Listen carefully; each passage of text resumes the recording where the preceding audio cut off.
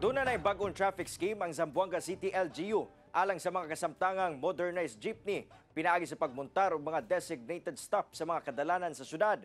Pagpanganda matud pa kini sa LGU alang sa umaabot nga pagpatuman sa PUV Modernization Program. Dugang detalye sa report ni Efren Mamak.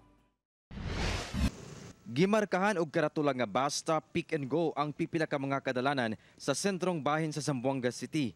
Dinhi munaog og mosakay ang mga pasahero sa 15 ka mga modernized jeepney sa syudad. Matud sa Zamboanga City LGU, usa kini ka experimental traffic scheme aron makaibalo ang mga pasahero sa designated stop sa mga modernized PUV. Gimugna sab kini isip usa ka local public transport route plan sa LGU kauban ang Land Transportation Franchising and Regulatory Board o Department of Transportation. At least siya ni idea el passenger si onde munta si miras el kuan para bien mandel publiko el mga routes ta entraget aquí na pueblo unlike the antes leos ta kami na el pasahero para munta.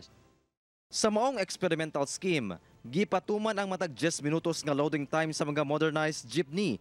Matud sa LGU, pagpangandan nila kini alang sa pagpatuman sa PUV Modernization Program nga milaraw nga maluwagan ang nagkaguot nga trapiko sa kadalanan. El rationale del modernization is to encourage private cars users to shift to public transport, meaning taas ito bueno el public transport, menor el number of vehicles na kamino, eventually, hopefully na keda solusyon na traffic congestion na kina Pueblo.